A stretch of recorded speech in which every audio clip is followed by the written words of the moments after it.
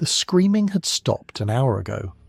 Inside the Kremlin Palace, August 1570, a nobleman knelt before Tsar Ivan IV in absolute silence. Not the silence of acceptance, the silence of a man whose voice had shattered. His body remained intact enough to stand, but nothing else remained whole. Ivan sat elevated on his throne, methodically eating grapes while watching the wreckage below. The prince had been stripped naked in front of the entire court, including the wives of other nobles who were forced to watch.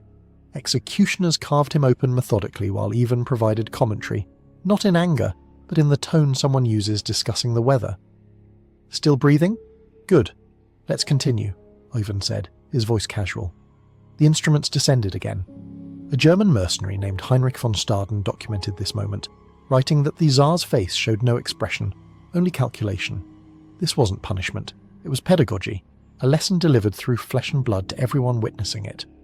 The message was surgical. Challenge the Tsar and your body becomes a public demonstration. Your death won't be quick. Your shame won't be private. Every person you ever loved will see what remains of you. When the prince finally collapsed, Ivan had him dragged through Moscow's streets, exposed, bleeding, broken, so the entire city could see what rebellion produces. Children watched from doorways. Merchants stopped their transactions to stare. Wives turned away or watched between their fingers. The prince died that evening, but his family carried the memory for generations. His sister would wake from nightmares decades later. His widow would never remarry, her dignity too shattered to imagine another man's touch. Ivan had discovered something more powerful than execution. He discovered that destroying a person's dignity before their body died created a terror that couldn't be forgotten, couldn't be rationalized, couldn't be escaped. It spread through bloodlines like plague, infecting not just the executed but everyone connected to them. This wasn't unique to Ivan.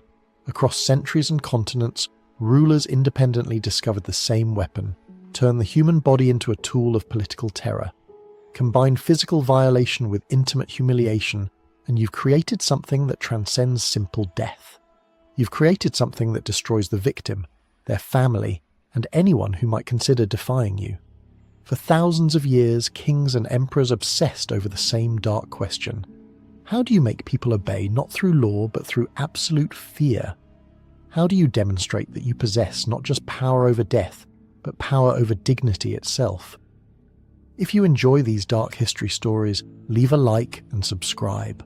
Comment below where you're listening from. I'm genuinely curious to know where these dark tales are reaching across the world. Ivan IV didn't invent cruelty, but he perfected its application in ways that would influence rulers across centuries.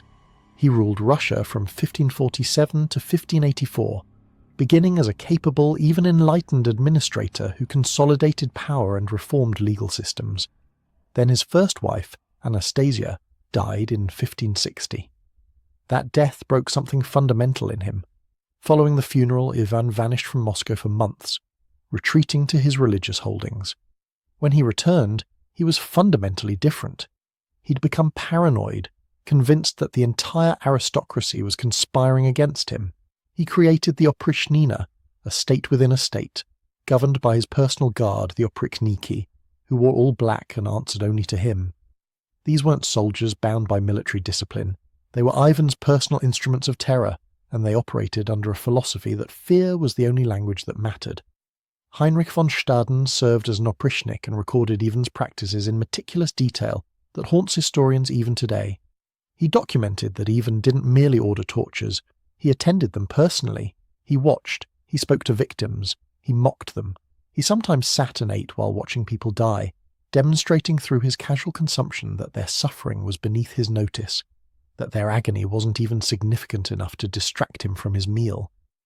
One of his preferred punishments for nobles suspected of disloyalty was public castration conducted in a town square or sometimes in the Kremlin itself, with the court watching. Ivan would allegedly ask victims mid-procedure if they felt more loyal now, or make obscene commentary about what was being removed from their bodies. The procedure wasn't quick, it was deliberately prolonged, allowing victims to experience maximum suffering while maximum witnesses observed.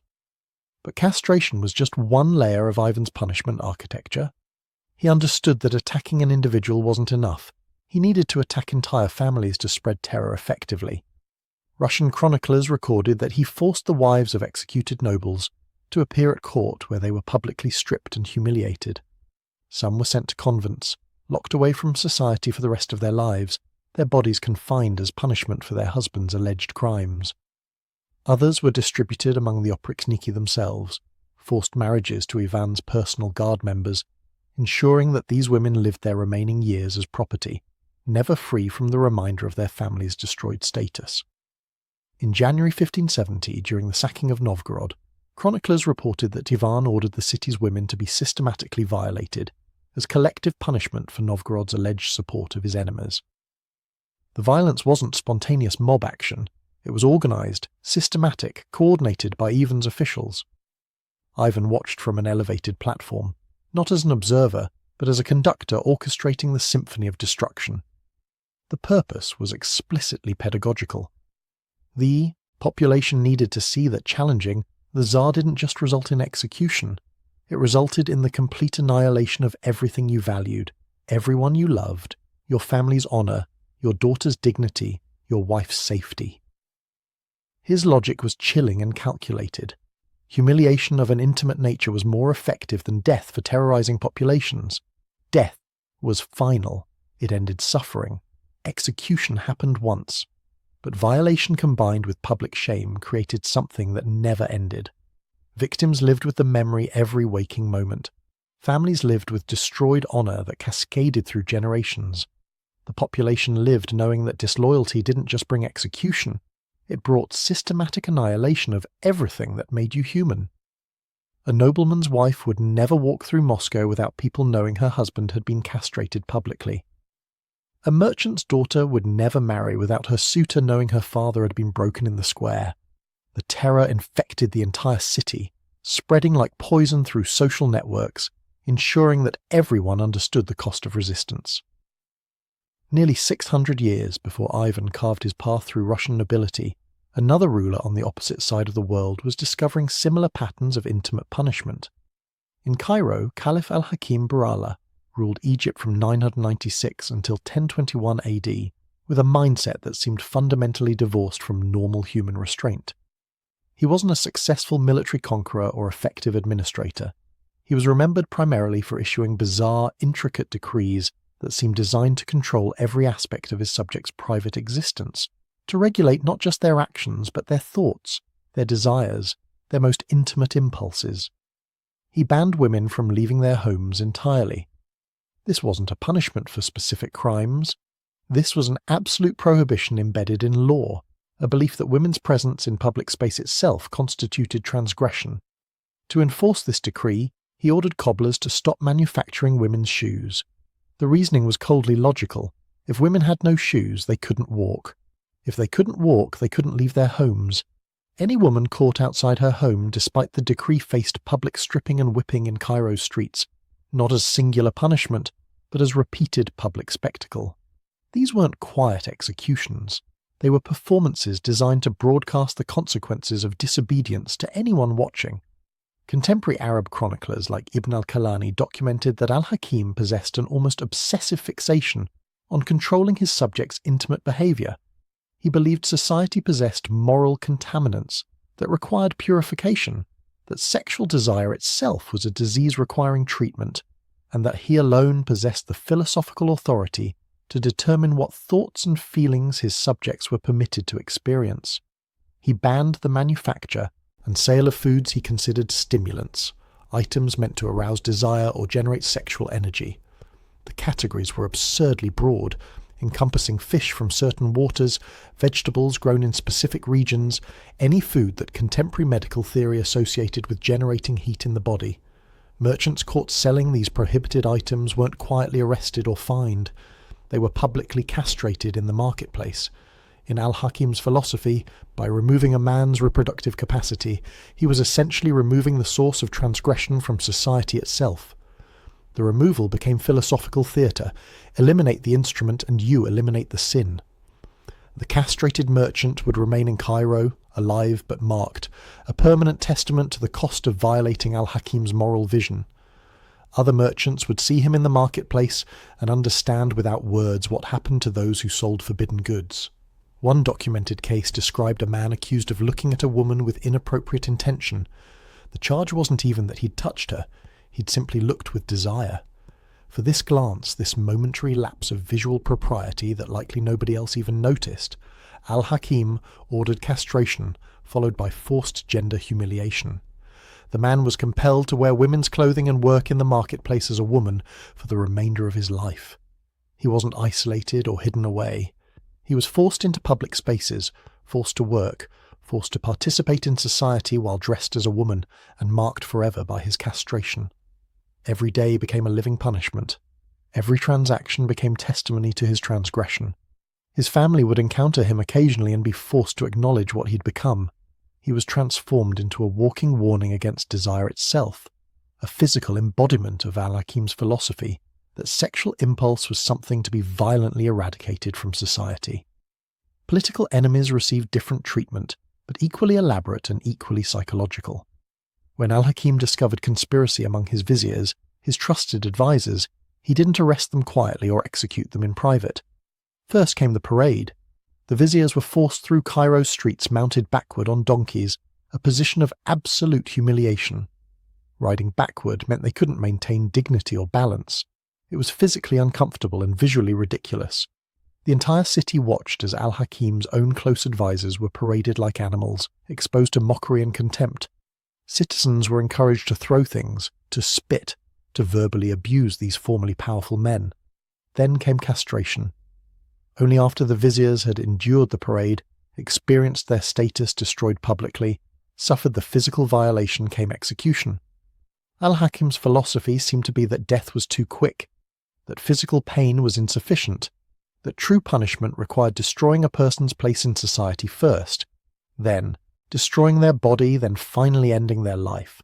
Al-Hakim disappeared mysteriously in 1021 during one of his nocturnal walks through Cairo, probably assassinated, possibly by his own sister who'd grown weary of his tyranny and the suffering it produced. But his methods had already been documented by historians and would be replicated by other rulers who understood their psychological efficiency. The pattern worked. People feared him not because they might die, but because they knew that if they displeased him, they would be destroyed in ways far worse than death. They would be humiliated, mutilated, turned into living examples of what rebellion produced. France, in the 15th century under Louis XI, known as the universal spider for his web of political intrigues and his ability to manipulate power through calculated cruelty, demonstrated that intimate punishment wasn't limited to distant caliphates or Russian despots. Louis consolidated royal power not through military prowess or administrative innovation, but through creating an atmosphere of such pervasive fear that nobody dared move against him. Philippe de Comines, a chronicler who served Louis closely, documented several inventive punishments that revealed Louis's sophisticated understanding of psychological devastation and how to weaponize the human body as a tool of political control. Louis had iron cages constructed with deliberate precision, so small that prisoners could neither stand upright nor lie down completely. The dimensions were calculated to create maximum physical discomfort. A man trapped in one of these cages had to crouch perpetually. His knees bent against the sides, his spine curved in positions that produced constant pain. Nobles who betrayed Louis occupied these cages for months or years, their bodies slowly deteriorating from the inability to straighten, their minds breaking from the perpetual physical torment combined with complete isolation. But Louis added a crucial refinement that elevated this punishment beyond simple physical torture. The cages were displayed in public squares where the population could see them, could watch the prisoners suffering, could observe what happened to those who defied the king. Some prisoners were forced to wear only undergarments during their confinement. Others were kept completely naked, their bodies exposed to constant public view. The prisoners couldn't escape their humiliation. Comines documented that crowds would gather to look at caged nobles, to watch them waste away, to see powerful men reduced to animals confined in small spaces. Merchants in the square began their days seeing these cages. Children grew up viewing them as normal fixtures of their city. The psychological impact extended far beyond the prisoners themselves. everyone understood without explicit instruction what happened to those who questioned royal authority. The cages didn't need to hold many prisoners to be effective, just one or two. Visibly suffering in public was enough to ensure that everyone else remained obedient. Cardinal Jean de Ballieu conspired against Louis and received 11 years in an iron cage from 1469 to 1480. According to Comines, Ballieu was periodically stripped and exhibited as part of his punishment regimen, meaning his ordeal wasn't static or unchanging. It was perpetually renewed and reactivated. Guards would remove him from his cage at irregular intervals, force him naked into public squares, then parade him before returning him to confinement. Ballieu never knew when the next exhibition would occur.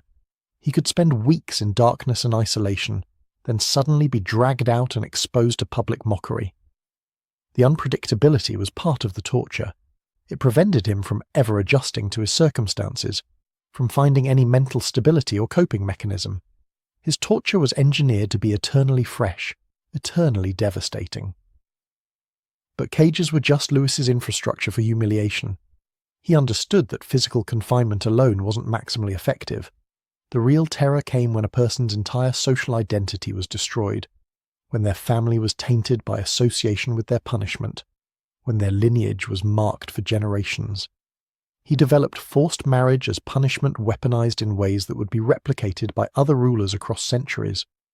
When he captured enemy nobles, he sometimes forced their daughters or widows to marry men of deliberately low social status, peasants or merchants, to destroy family honor through degrading union. Marriage in this period was fundamentally about social position and family alliance.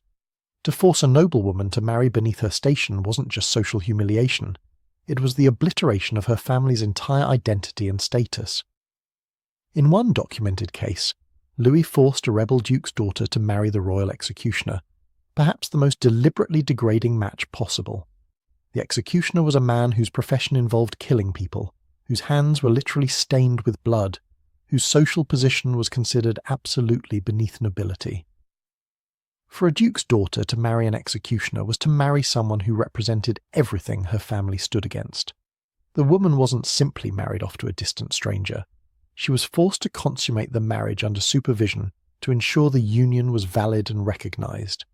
Soldiers watched as the couple was forced into a bedchamber. Guards listened to confirm that the marriage was consummated.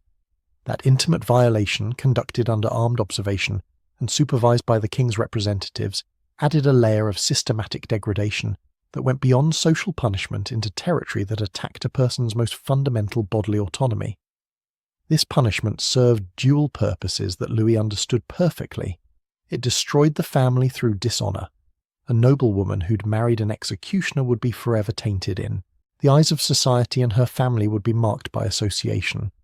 But it also produced loyalty from the lower status husband, who suddenly received unexpected social elevation. A peasant or merchant who married a noblewoman was transformed into someone with status, someone connected to power. That loyalty, born from gratitude and recognition of the privilege granted, was more reliable than loyalty extracted through force alone.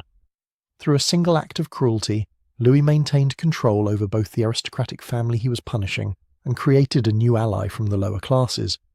The chess-like sophistication of his punishments revealed that this wasn't random cruelty. It was calculated statecraft disguised as torture. Judea under Herod the Great revealed that this pattern of intimate punishment crossed cultural, religious, and geographical boundaries with disturbing consistency. Herod ruled as a client king of Rome from 37 until 4 BC, famous today primarily for grandiose construction projects, including the expansion of the Second Temple and the building of Masada. But beneath his architectural ambitions lay a paranoid tyrant whose fear of conspiracy and disloyalty approached pathology. Flavius Josephus, a Jewish Roman historian who lived centuries later but had access to historical records from Herod's time, extensively documented Herod's systematic cruelties in ways that reveal him as one of the most brutal rulers in the ancient world. When Herod suspected his wife Mariam of infidelity, he launched an elaborate investigation that wasn't designed to reveal truth. It was explicitly designed to destroy his wife regardless of facts. Her servants were tortured systematically. According to Josephus, The torture specifically included humiliations of an intimate nature meant to extract confessions. Servants were subjected to sexual violence, forced into positions that violated their bodies and dignity, all supposedly in service of determining whether Mariam had been unfaithful. The investigation was rigged from the start. Herod had already decided Mariam was guilty. The torture of her servants was just theatre meant to produce confessions that would justify his predetermined conclusion. Based on testimony obtained under torture, testimony that was essentially meaningless because it came from people being violated and broken, Mariam was declared guilty. Herod ordered her execution in 29 BC. But before her death came public humiliation, designed to precede it and multiply the damage. Josephus documented that Herod forced Mariam to present herself before the court, where explicit accusations about her alleged intimate conduct were read aloud with degrading detail. She wasn't simply condemned to death, she was condemned to hear, before the entire court, before all of Jerusalem's elite, explicit descriptions of sexual acts attributed to her. Her supposed infidelities were catalogued in graphic language. Her body was discussed publicly. Her private actions were transformed into public spectacle. The humiliation was engineered to be comprehensive and devastating. Mariam lost her life, yes, but before that she lost her reputation, her dignity, and her right to privacy about her own body. In a society where women's value was largely determined by their sexual virtue and reputation, this public shaming was a form of death that preceded actual execution. When Mariam died, she died as a disgraced woman, her name forever associated with infidelity, her body forever discussed in explicit terms, her memory forever tainted. Her children would grow up bearing the stigma of their mother's alleged depravity. Her family would be marked by association with her downfall. Herod extended this strategy to families of political enemies systematically and brutally.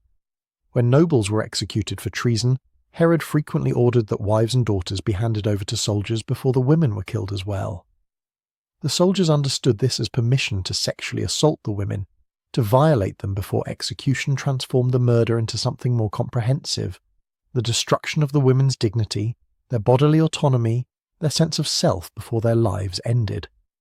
Josephus mentions a specific case where Herod orchestrated a punishment spectacle in the Jerusalem theatre where a conspirator's entire family was publicly violated before collective execution. The theatre was filled with citizens forced to watch as the family was destroyed. The performance was meant to demonstrate to the population that challenging the king didn't just result in your death, but in the complete destruction of your family's dignity, honour, and humanity across generations. This combination of public violence and the intimate nature of humiliation was calculated for maximum terror. Herod wanted the population to see that defying the king resulted not only in execution, but in total obliteration of family honour. A man wouldn't just be killed, his wife and daughters would be destroyed, his lineage would be extinguished, his family's name would be associated forever with treason and shame. This created a terror that no amount of military power alone could generate, because it wasn't just about death, it was about existential erasure, the complete destruction of everything a person valued. Wallachia in the 15th century produced Vlad III, the Impaler, remembered by history primarily for impalement, but who also understood intimate punishment's psychological leverage in ways that would influence torture methodology for centuries. Vlad ruled during 3 separate periods, most notably from 1456 to 1462, and has become synonymous with stakes-piercing bodies. But his cruelty extended far beyond simple impalement into territory specifically designed to humiliate victims at the most intimate level, to violate not just their bodies, but their dignity in ways that would traumatize witnesses and survivors. Saxon, chronicles from Transylvania and German pamphlets printed shortly after Vlad's death documented that he ordered women accused of intimate crimes, adultery or prostitution, to be impaled specifically through their intimate areas. The stakes weren't inserted randomly or through standard anatomical positions. They were positioned deliberately to maximize humiliation beyond mere physical pain. The purpose transcended execution. It was transformation into a statement, a message written in flesh about what happened to women who violated Vlad's moral codes. The victims weren't killed quickly. The impalement process was deliberately prolonged, allowing victims to remain conscious and suffering for hours while the stakes pierced through their bodies. A German manuscript from 1488 described one case where Vlad ordered a rival nobleman's mistress to be impaled, then displayed naked at the castle entrance as a warning. The combination of forced nudity, violation by the stake, and public exhibition created a spectacle specifically designed to terrorize through intimate desecration. Noblemen arriving at the castle would see the woman's body displayed, would understand that sexual relationships outside of approved boundaries resulted in this fate, would internalize the message through visual horror. Vlad also demonstrated sophistication in other punishments. When Ottoman ambassadors refused to remove their turbans in his presence as a sign of respect, he ordered the turbans nailed directly to their heads with stakes. The ambassadors were forced to wear their turbans literally attached to their skulls, a punishment that combined physical pain, humiliation, and an elaborate insult to Ottoman sovereignty. But for traitors from his own court, men who'd violated his trust or threatened his power, Vlad's punishments escalated into elaborate theatrical demonstrations. A young man accused of adultery with another nobleman's wife was castrated first, his organs removed and destroyed. Then, as if castration wasn't sufficient punishment, his organs were forced into his mouth. The man was forced to consume his own destroyed manhood, a violation so comprehensive that it attacked not just his body, but his sense of self, his ability to see himself as human. Then, finally, after this multi-layered destruction, he was impaled. Vlad personally supervised these executions and allegedly ate meals during them, his casual consumption of food while observing agony creating an atmosphere of absolute terror. This wasn't anger erupting. It was cold administration of power through performance, a ruler demonstrating that he possessed such absolute authority that human suffering was beneath his notice, that he could eat grapes while watching people destroyed, that he was fundamentally separated from normal human empathy by his power. The Delhi Sultanate under Muhammad bin Tughlaq revealed that sophisticated intimate punishment wasn't limited to European or Middle Eastern rulers, but was discovered independently by rulers across the globe seeking maximum psychological impact through calculated cruelty. Tughlaq ruled from 1325 until 1351, remembered by historians as simultaneously brilliant and erratic, his reforms and military achievements impressive but his cruelty equally notable. Ibn Battuta, a Moroccan traveller who served at Tughlaq's court for years, and documented his observations extensively, wrote at length about the Sultan's punishment methods, with a tone that suggested even this hardened traveller was shocked by their systematic nature. Tughlaq created elaborate humiliation rituals for rebels and those who displeased him, punishment protocols that were carefully designed rather than improvised. A favourite involved forcing condemned prisoners to wear donkey skin, then parading them through Delhi's streets while the population was encouraged to mock and spit. The choice of donkey skin was deliberate. The animal was associated with stupidity and degradation in the cultural context. By wrapping prisoners in it, Tughlaq was making a statement about how he viewed the condemned, transforming them symbolically into animals unworthy of human treatment. For crimes considered more serious, Tughlaq added intimate elements that attacked victims at psychological levels beyond simple physical pain. Battuta documented the case of a provincial governor who rebelled against Tughlaq's authority, was captured in battle, and brought to Delhi for judgment. Tughlaq ordered the governor publicly stripped of his clothing. His clothes weren't simply removed, they were burned, destroying any symbol of his former status and authority. He was mounted backward on a donkey, a position designed for maximum humiliation, preventing the rider from maintaining any sense of dignity or control. The governor was then paraded through Delhi's streets while citizens witnessed his degradation. Merchants and workers stopped what they were doing to watch a former powerful man reduced to riding backward on a donkey, exposed to public mockery. After the parade concluded, after the governor had endured hours of public humiliation, the governor was publicly castrated before final execution. The punishment wasn't singular, it was layered and cumulative, designed so that each stage added new dimension to the victim's destruction, so that the governor experienced humiliation before physical violation before execution, ensuring that death came only after everything that made him human had been systematically dismantled. Battuta personally witnessed another case that shocked him enough to record in detail. Tughlaq suspected one of his courtiers of having an affair with a woman from the royal harem, which was a serious crime in that society, a violation of royal property and authority. The courtier was forced to undress publicly, and was then whipped specifically on his intimate parts before being executed. This wasn't general flogging of the back or legs. It was targeted violence against his genitals, an attack on his manhood and sexuality itself. The woman was stoned to death as punishment for the adultery, but before the stones were thrown, she was forced to witness her lover's execution. The torture was psychological as well as physical. Her final moments on earth were consumed by watching the destruction of someone she loved, ensuring that she died in despair rather than defiance. Tuchlac justified these punishments as necessary for maintaining order and morality, framing them as deterrents against crime and rebellion. But modern historians recognize them as manifestations of paranoia from a ruler spiraling into increasing instability. Yet the sophistication remained consistent. Each punishment was engineered for psychological devastation, not merely physical destruction. Tuchlac understood that people could endure pain if death came quickly.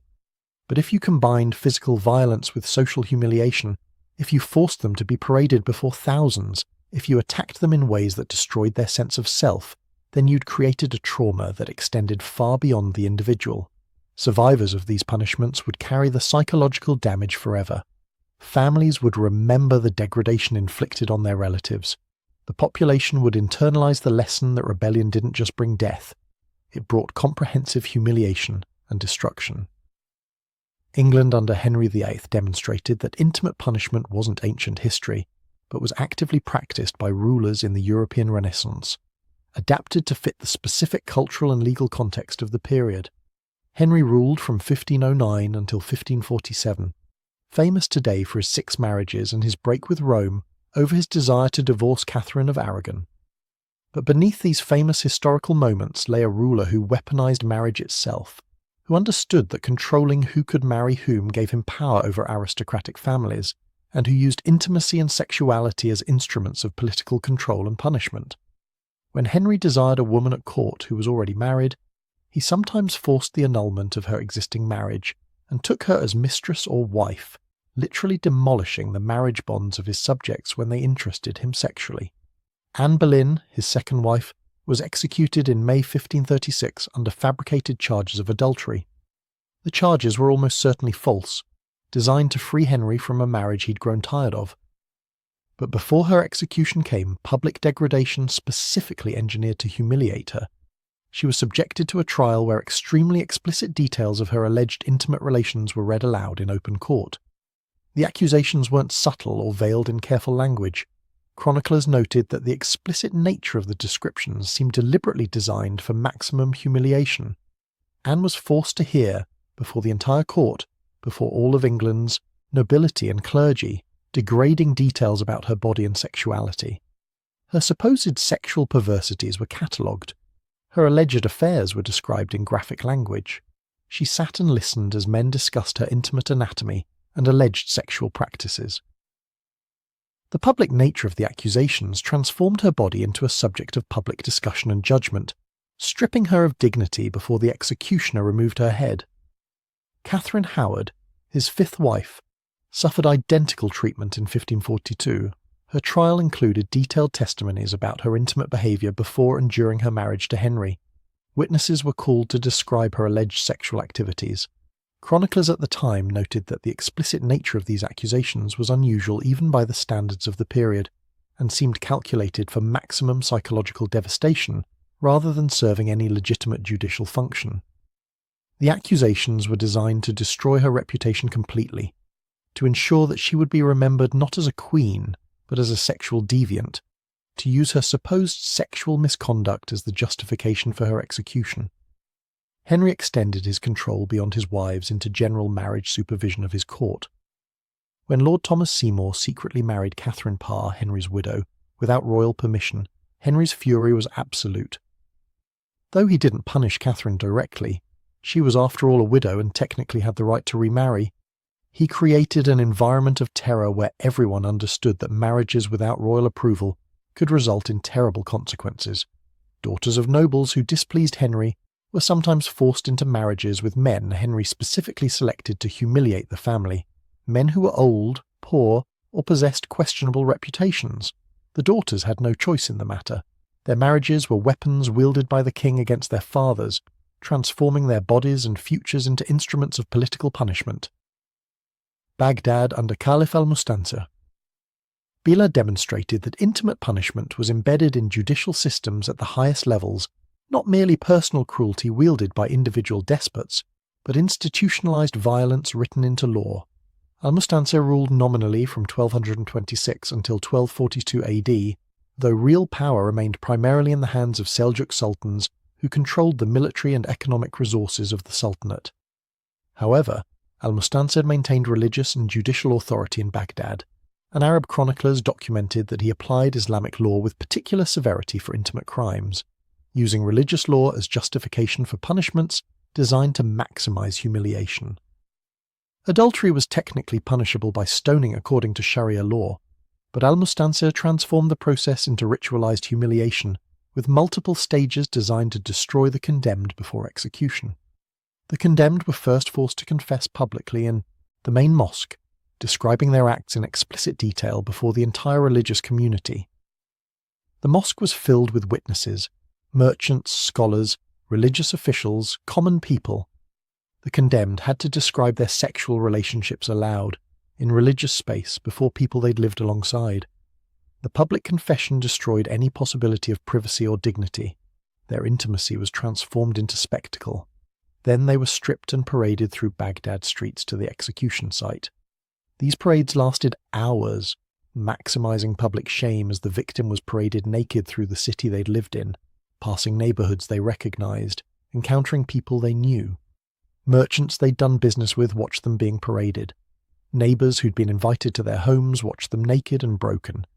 The psychological devastation of recognizing people in the crowd, of seeing familiar faces watch your body exposed, was often worse than the physical pain of coming execution.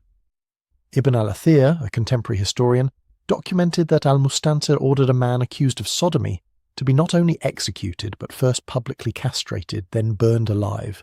The execution was conducted in the central square with the entire population summoned to watch. Al-Mustansir presented these elaborate public punishments as demonstrations of religious authority and deterrence against sin, as necessary tools for maintaining a moral society. But the practical effect was systematized terror through spectacles of violence that attacked not only bodies, but victims' fundamental dignity. Every person who watched a castration or burning understood the message. Deviation from sexual norms resulted in destruction. Deviation didn't just bring death, it brought torture, humiliation, and obliteration in the most public way possible. Castile under Peter the Wen, called the cruel by his enemies and the dispenser of justice by his supporters, ruled from 1350 until 1369 with a vengeful approach to statecraft that revealed a ruler obsessed with elaborate multi-staged punishment. Medieval Spanish chronicles described Peter as obsessively dedicated to inventive punishment, to finding new ways of destroying people who displeased him. When his half-brother Fadrique, the Master of Santiago, was accused of conspiracy in 1358, Peter ordered his execution. But before that came systematic degradation designed to precede and multiply the damage. According to chronicler Pero López de Ayala, Peter forced Fadrique to parade chained and partially stripped through the streets of Seville. The humiliation preceded death, ensuring the victim experienced social destruction before physical annihilation. Seville's population watched as a powerful nobleman was paraded like a criminal, his status destroyed before his body was destroyed. Peter extended his punishment philosophy to families of political enemies systematically. When he captured castles of rebel nobles, he frequently forced the rebels' wives and daughters to become servants at his court, or distributed them to his followers as forced wives. This practice transformed forced marriage into spoils of war, humiliating enemy families through the degradation of their women. Ayala documented one case where Peter forced the widow of an executed nobleman to marry the executioner who'd killed her husband. The cruelty was sophisticated and multidimensional, combining grief with humiliation, forcing the widow to marry the man responsible for her husband's death, while her children faced death threats if she refused. The punishment encompassed psychological, social, and marital dimensions simultaneously. The widow didn't just lose her husband. She was forced to spend the rest of her life with the man who'd killed him, forced into physical intimacy with her husband's murderer, forced to bear his children, forced to live with the constant reminder of her loss and helplessness. The Byzantine Empire under Justinian Thumber and his wife Theodora revealed that intimate punishment could operate within sophisticated legal structures and could be wielded not just by kings but by queens and empresses who understood power with equal sophistication. Justinian ruled from 527 until 565 AD, remembered for codifying Roman law into the Justinian Code that would influence European legal systems for centuries and for military reconquests that briefly restored parts of the Western Roman Empire. But less commonly discussed are his and Theodora's approaches to moral punishment, their willingness to use the law as a tool for destroying people sexually and physically. Procopius, a court historian who served Justinian, wrote The Secret History, a text unpublished during Justinian's lifetime that claimed to describe the darker side of the imperial couple. According to Procopius, Theodora, a former actress before becoming empress, was particularly cruel to women she considered rivals or threats to her power. Procopius alleged that Theodora maintained a private prison where women accused of moral crimes were held and tortured, subjected to humiliations of an intimate nature, their bodies violated to extract confessions, or simply to satisfy Theodora's personal cruelty. Modern historians debate Procopius's reliability extensively, as he was a political enemy whose personal vendetta against Theodora was documented. However, official records confirm that Justinian and Theodora were severe in applying laws about morality and sexuality. Justinian enacted laws in 533 that prescribed castration as punishment for sodomy, officially enshrining intimate mutilation into the legal code. This law was publicly applied several times in Constantinople, with executions being public spectacles specifically designed to demonstrate imperial power and reinforce moral deterrence. Men accused of sodomy were castrated publicly, their bodies mutilated as punishment for their sexual orientation. Theodora also established a convent called Metanoia for reformed prostitutes, a seemingly charitable institution designed to provide refuge for women engaged in sex work. But according to some sources, women were forced to enter against their will, effectively a prison disguised as a religious institution.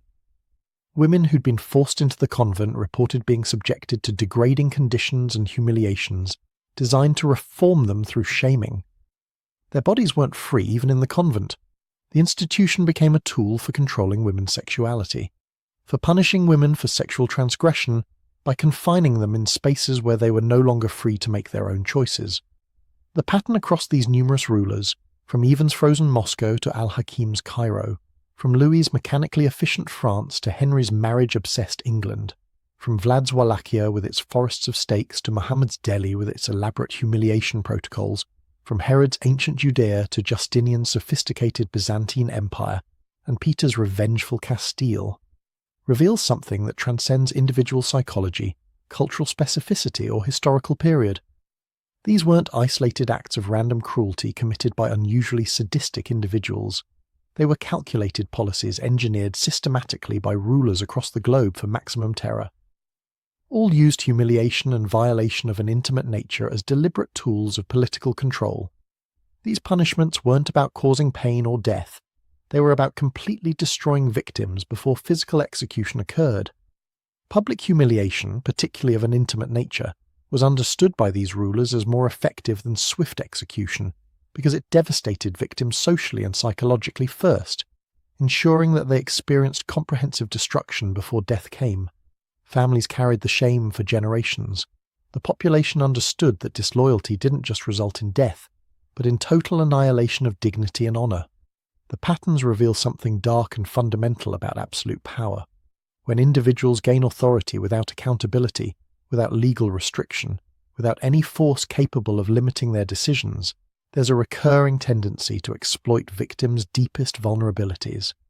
The human body and sexuality become battlegrounds where domination is demonstrated most viscerally, most completely.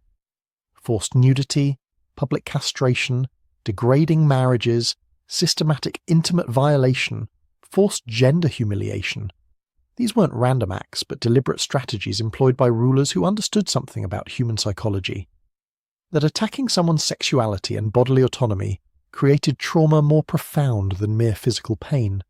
These practices existed within different eras where public corporal punishment was the accepted norm, and modern concepts of privacy and bodily autonomy didn't exist in the same way.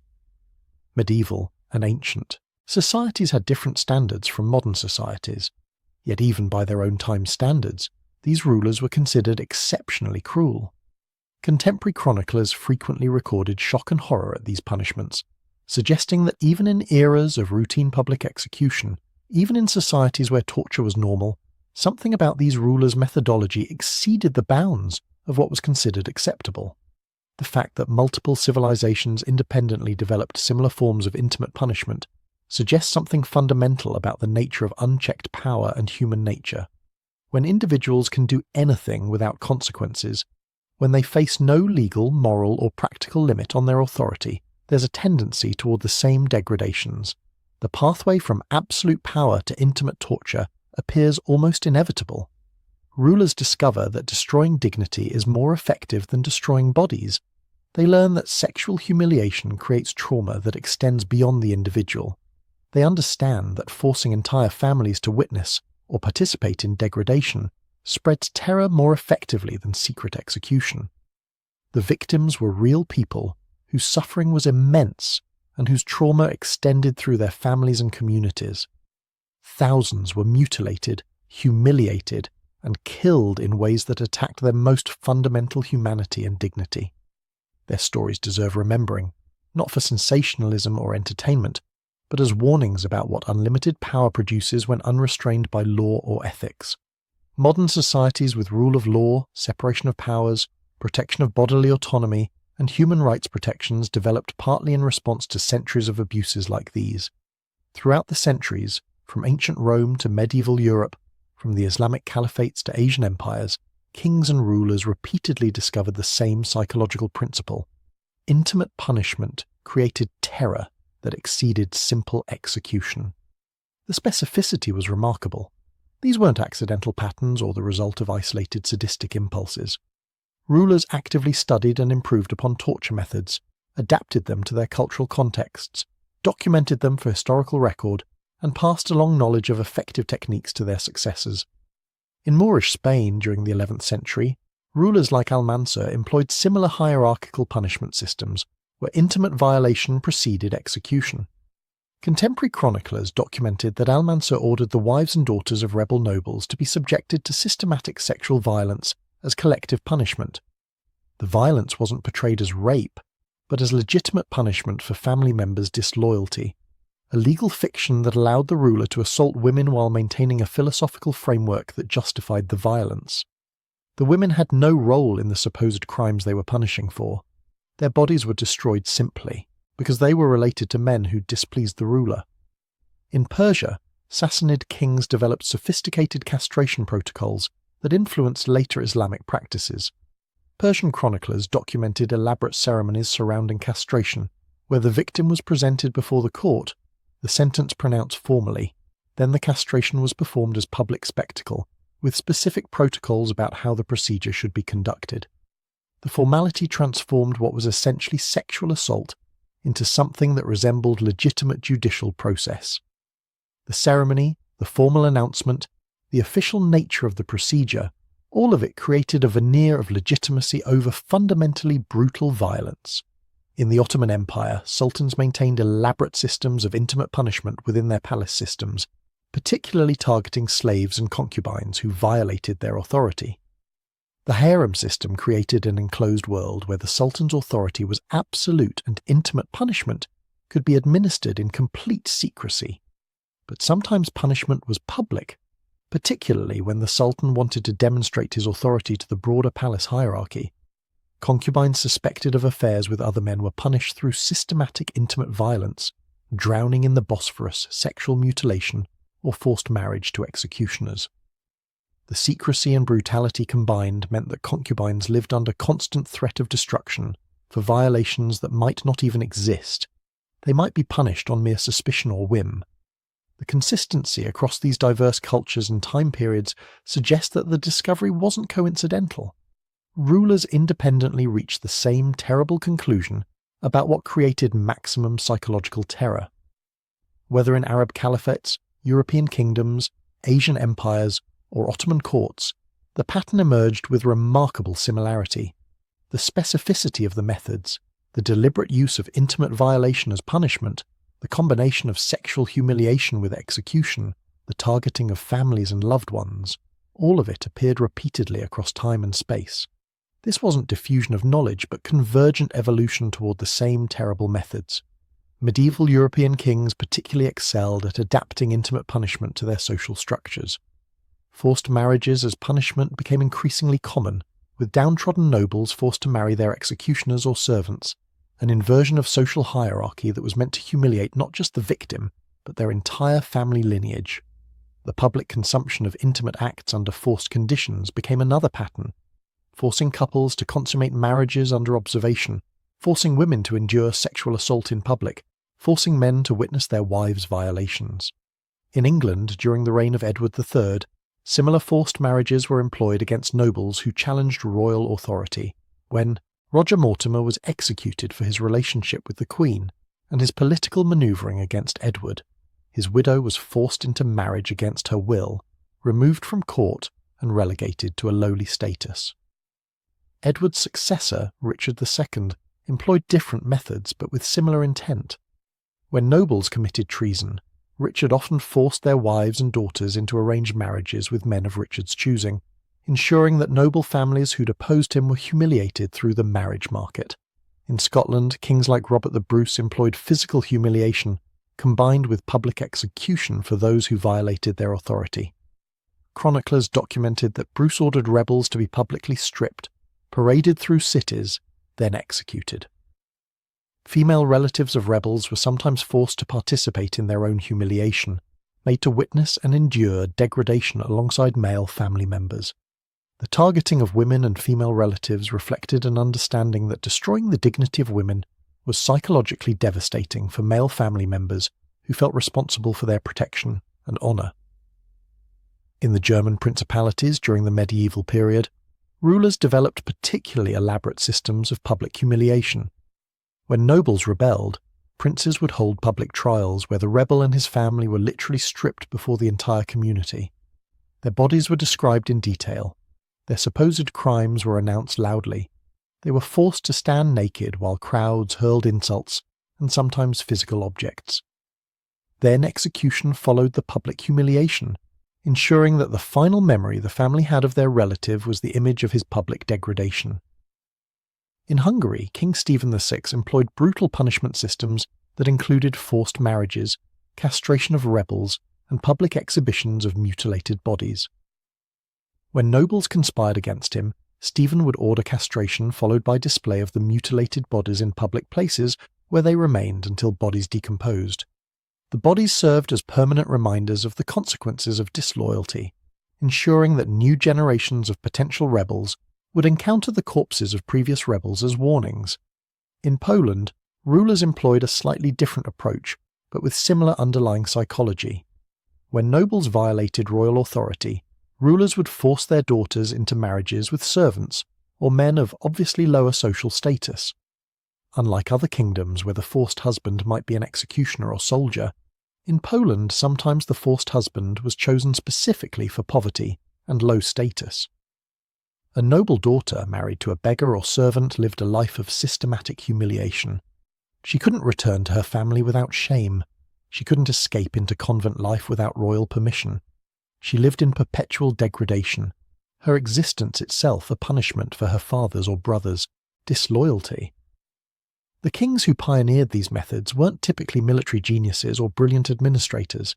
They were often paranoid rulers who interpreted every action as potential conspiracy, who felt constantly threatened despite holding absolute power, who used torture as a way of managing their psychological need for absolute control. The paranoia seemed to feed the cruelty. As a ruler became more convinced that plots surrounded him, the punishments became more elaborate, more theatrical, more designed to demonstrate absolute power and destroy any possibility of future resistance. Religious rulers presented a particular variation on the theme.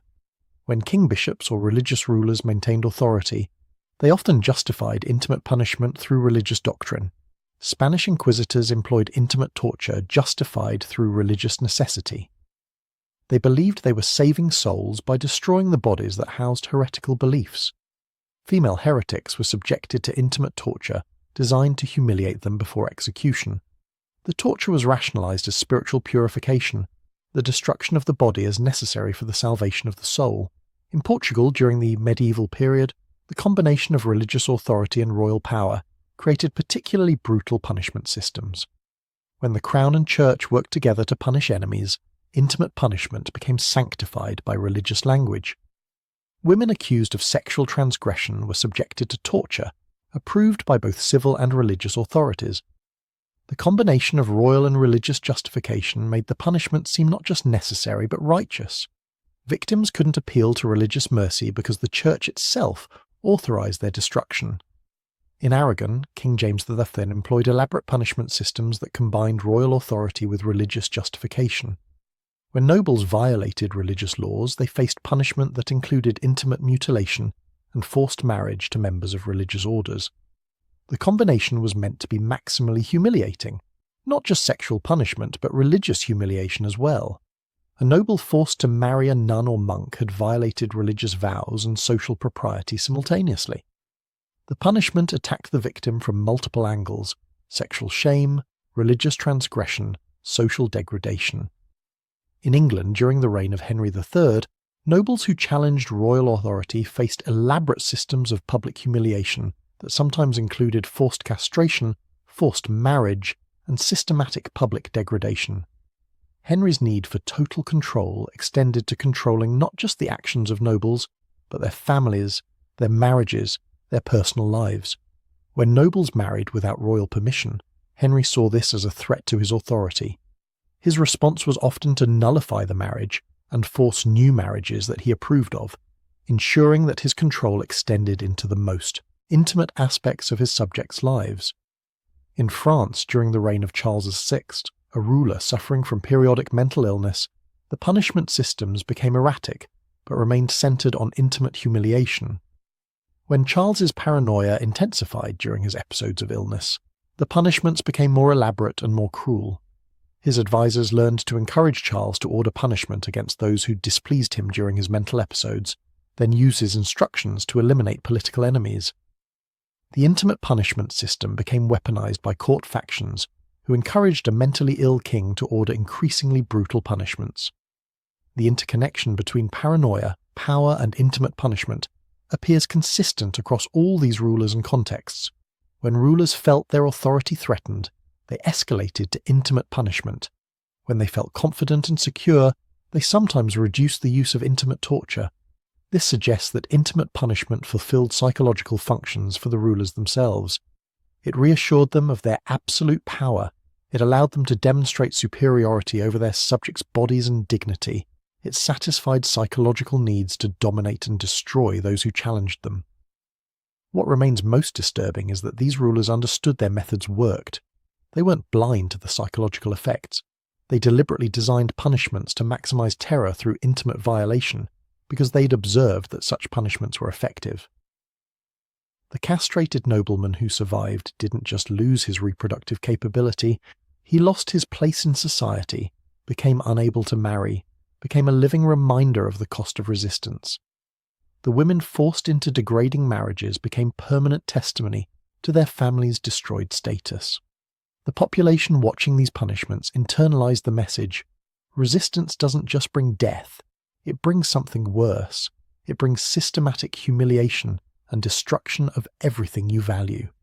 This weaponization of intimacy, sexuality, and bodily autonomy represented something more calculated than simple cruelty. It represented rulers who developed a sophisticated understanding of psychology and trauma. They understood that people could endure pain if death came quickly, but if you attacked someone's sexuality, their reproductive capability, their bodily integrity, their dignity before their death, you'd created a trauma that extended far beyond the individual. Entire families were psychologically damaged. Survivors of torture lived the rest of their lives marked and broken. Other potential rebels understood the price and chose submission.